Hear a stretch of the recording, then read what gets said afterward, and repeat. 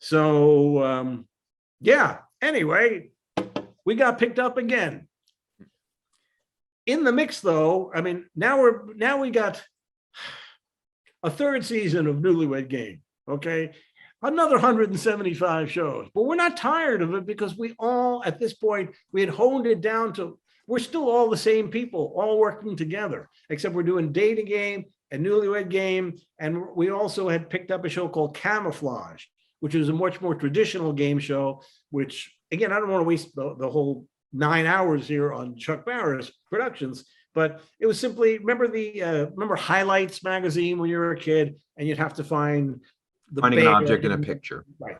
Camouflage was just that, and we would remove layers until they ultimately figured out what the object was. Yeah, and it was a once a weeker, but somewhere in there we had to produce that. So likewise, Newlywed Game is picked up for a third season, and at that time,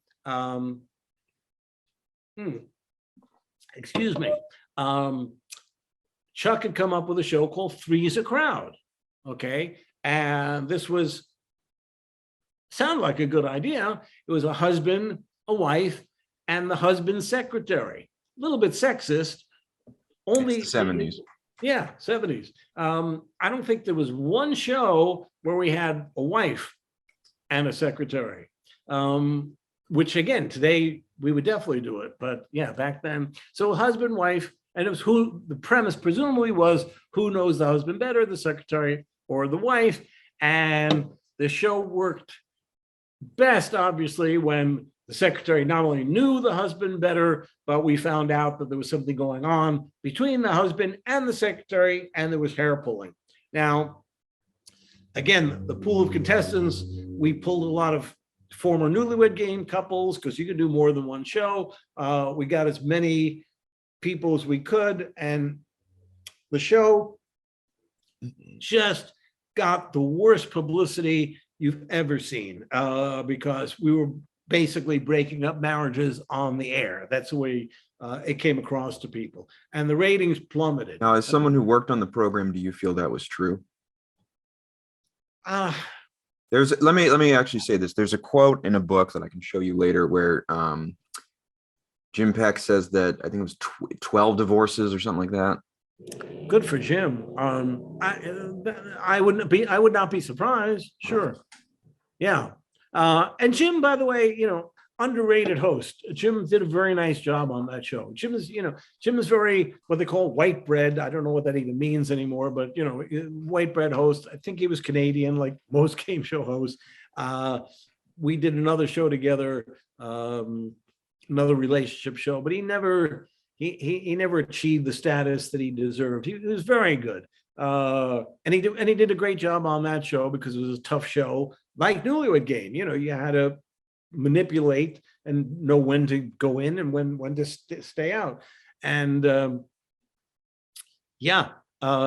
press bad press started affecting all of the shows, and one by one, nobody wanted to air 3's a Crowd. Then they didn't want to air Newlywed Game. They didn't want to air Dating Game. On the other end of the spectrum, because Chuck Barris was being so successful, the Gong Show portion of the show, we're doing the $1.98 beauty show, which was a parody satire of beauty shows. Again, Larry Goddard was the model. Okay, Larry had a beard, and he wore a dress, and he ran out, looked silly, and the girls on the beauty show were not attractive, and in a traditional sense. In a traditional sense, they were not pretty. Sorry. Okay. It's all right. Anymore. No, I mean, we had a few pretty girls in there. Again, I didn't work on the show, but I saw it. But also Chuck sold the Chuck Barris Rah Rah show. We overdid it. I mean, we had too many shows on the air, and all of the shows kind of started to suffer because we have the same staff. I mean, the Newlywed Game staff now is doing Newlywed Game, Dating Game, Camouflage, 3's Crowd, and we did a pilot of How's Your Mother-in-Law with Pat McCormick, who was the head writer for the Johnny Carson show, and we're all simultaneously still working 7 days. Chuck's doing all these other shows, but Three's a Crowd was our downfall. We started to get bad press. People then likewise, Dating Game was just too, it was 1980. The 70s were over, and people were getting kind of tired of the, sex of the Newlywed Game, Dating Game. It was kind of getting to be old hat. And all of a sudden, we had no shows on the air. And Chuck was, to say the least, disappointed, but not depressed. Chuck didn't have that in him.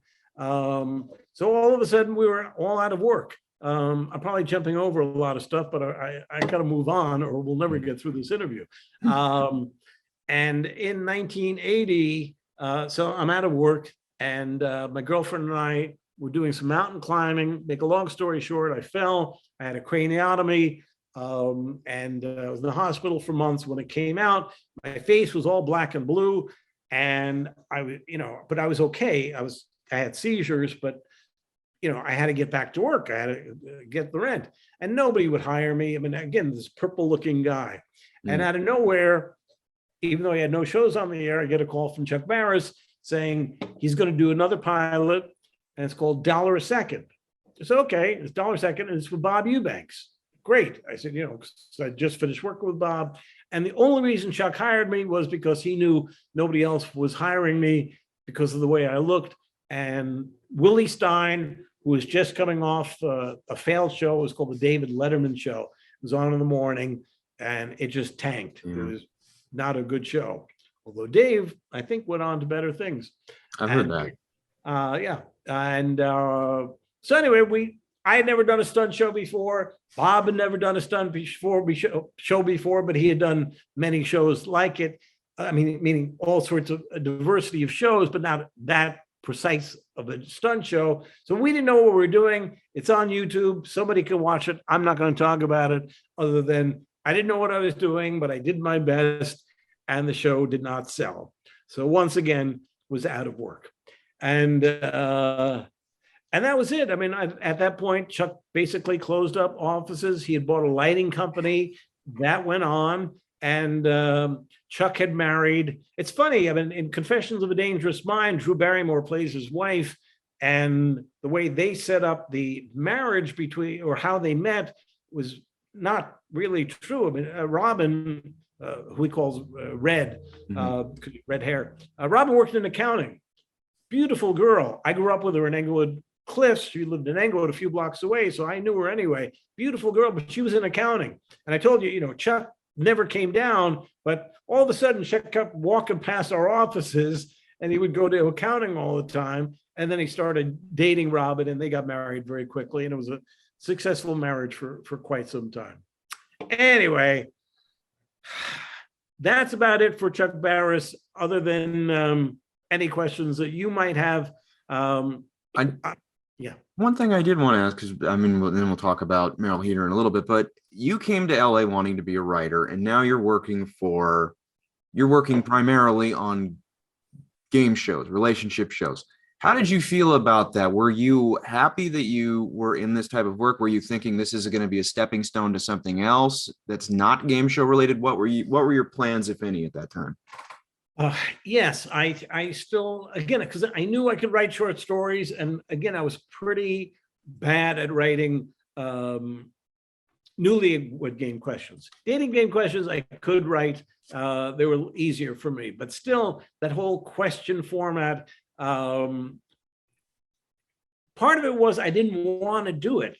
I knew I could write, and I felt, even though I was thrilled, I was a producer and stuff, not beneath me, that would be the wrong word, but just writing a question as opposed to writing a character study and a story that starts and there's a middle and an end that you're hopefully pleased with and not expecting, that made me happy. Whereas I got no excitement out of writing a good dating game question or Newlywed Game question. Even the silly ones, like the, what's the roundest room in your house or apartment? although we got a laugh and it worked great on the show, I personally, I knew I wasn't going to get an Emmy for best writing. So yeah, I knew, but I also knew that I wasn't going to get anywhere writing fiction by sticking with game shows, but that's what I was known for. The problem was in 1980, after $1 a second, Writers Guild went on strike and AFTRA went on strike. And if you're old enough to remember this, there was no season that year because the strikes lasted so long that it was impossible to produce shows. So they decided in 1980, 81, it was just reruns. So there were no jobs to be had. There were literally no jobs to be had. Meantime, Dad's still waiting back in Jersey for me to go back to chemistry. I'm sorry, I'm looking at my battery. Go back to chemistry land and build scratch offs. So I had to move out of my apartment because I couldn't afford it. And I moved, and again, there were no jobs to be had. I'd had an agent, Aaron Cohen, over at the William Morris agency, but around 80, 81, AIDS, which had not even existed prior to that, just everybody, it just affected everybody. There was no cure for, it wasn't HIV, AIDS. It was just, everybody knew there was some kind of infection that was going around. It finally got a name, AIDS, and people started dying left and right. And it was the most horrible part of my life because I lost so many friends, people, everybody not everybody, but people I'd worked with, friends, just agents, everybody. It was just a horrible year. There were no jobs, friends were dying, there was no cure for AIDS, and it was just horrible. Anyway, I don't want to talk about that. It was too depressing and not a good, difficult. I remember all the wonderful people that I worked with who died. There were people my age then. People in their 20s dying for no reason, other than there's just crazy infection that came from somewhere. It was just horrible.